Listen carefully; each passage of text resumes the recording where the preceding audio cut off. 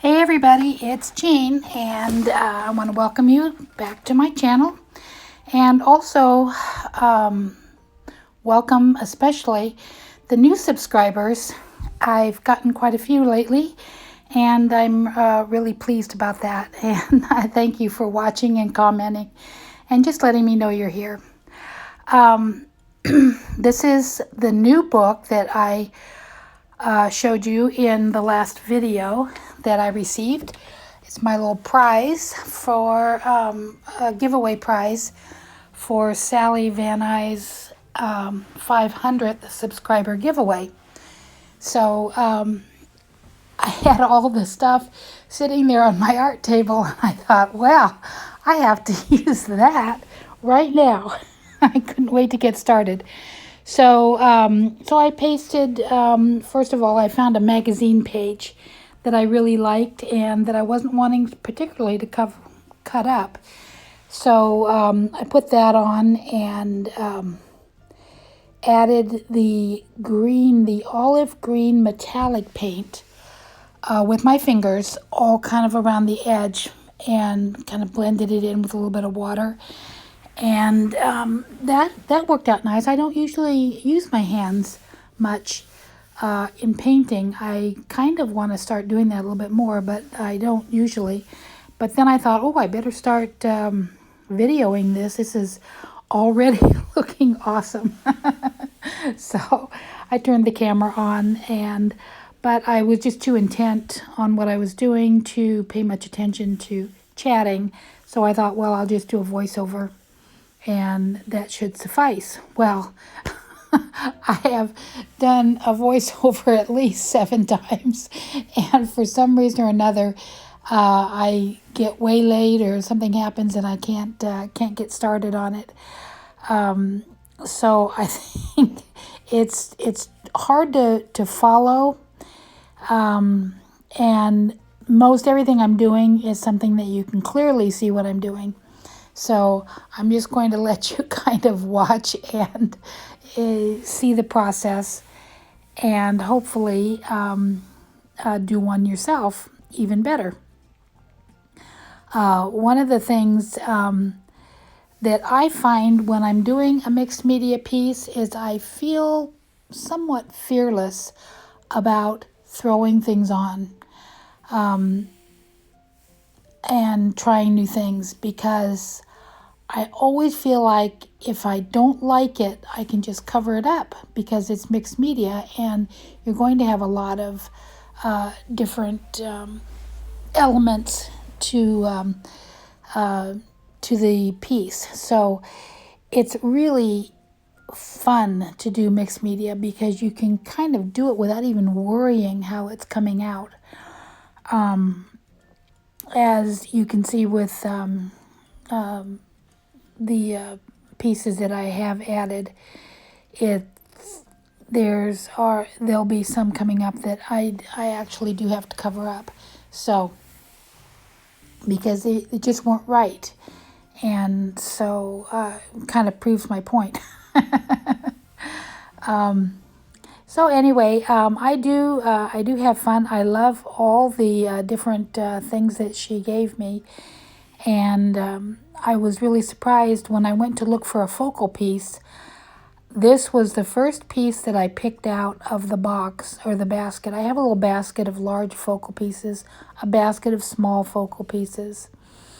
And this was the first one that I picked out, and it was just exactly right. What I loved about it is, first of all, I loved her expression, because she has kind of a thoughtful expression, more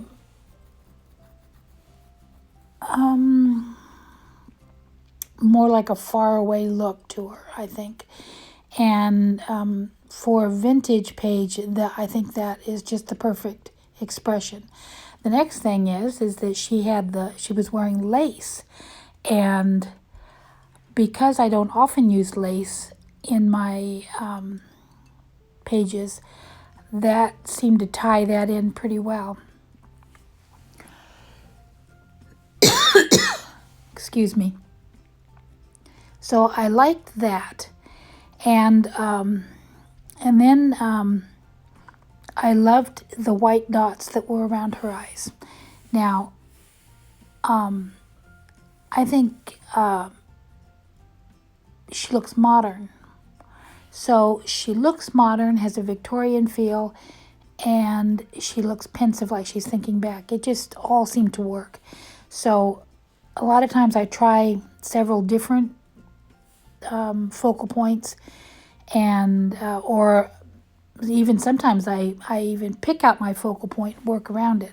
This one, it just happened. It was a happy surprise. let's just get right to the point. It was a happy surprise to pick her out. The next thing that was surprising me about this particular piece was using the distressed crayons. I bought a set of those, used them a couple times, didn't work like I thought they were going to work, decided I hated them, and I gave them away. And a year or so later, I saw somebody using them in a video, and I thought, oh, that's how you use them, and bought them again, the same ones, and tried to use them. Didn't work for me. I couldn't work with them. They were just like, and so I put them away.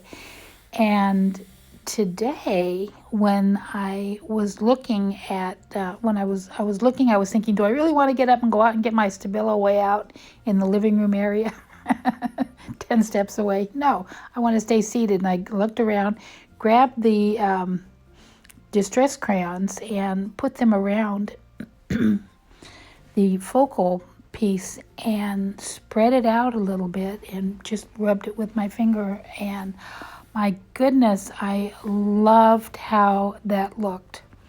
So I have a use, at least for the dark brown one. So I'm going to keep playing with these a little bit, because I did find that they work with water as well. They do blend with water, and so I just might need to play with them a little bit more. So that was another happy accident with this piece. So anyway, there is the part that I did cover up, and was not happy. But I also altered the piece that I received, which I do quite often. I don't have a problem with altering things, and almost always I'm able to use the scraps or the other parts of it in other pieces. So that was kind of fun. This, I feel like, really works much better than the page that I put down. I tried to pull up that sticker, as you can see, and it absolutely was glued down. So I'm going to remember that about those particular stickers. They just do not come up easily. Earlier, you also saw me drawing with kind of scribbling on the page with a pencil, and I have liked making marks like that. I think it adds an interesting element of something that's been lying around for years that maybe a child has even scribbled on or something. I don't know what it is, but to me it seems to create a feeling of it's been around for a long time. So I was surprised. The marks are very light. I used a very thin mechanical pencil to do that. And I'm very happy. As you can see, they don't hardly show up, but when you look at the close-up at the end, you'll see that they're there, and they do add a little bit of interest. I believe that it was Sally Van Nuys that I first saw do that. So anyway, it's something new for me, and I wanted to share that with you. And if you like it, try it. Now that's not something that can easily be covered up, but okay. So I'm fearless. this particular picture I picked up and I thought, oh, that is absolutely perfect because, again, with all the lace and the, you kind of get a wedding-ish feel as well. And I'm thinking that she's looking back on her grandparents' wedding, and she's thinking back and maybe wondering, oh, I mean, you can just only imagine what she's wondering about the wedding, and or if she's ever going to have a wedding, or if her marriage is maybe going to turn out as well as her grandparents, or this or that. There's just all kinds of feelings when you look back on old family pictures. There's just so much emotion going on in that. So I was happy to spot that picture and think that's exactly right. That's exactly what I wanted. Now, back earlier, I had taken the glittery tape and taped it close together on the sentiment, and I didn't like it because I thought it was too much glitter too close together, and that's what drew my eye immediately. So that's why I took it off and I put it in different places. So this is kind of a jumbled commentary on this, but I hope that you like it, and I hope that you will feel fearless when you're doing your mixed media as well. Bye-bye.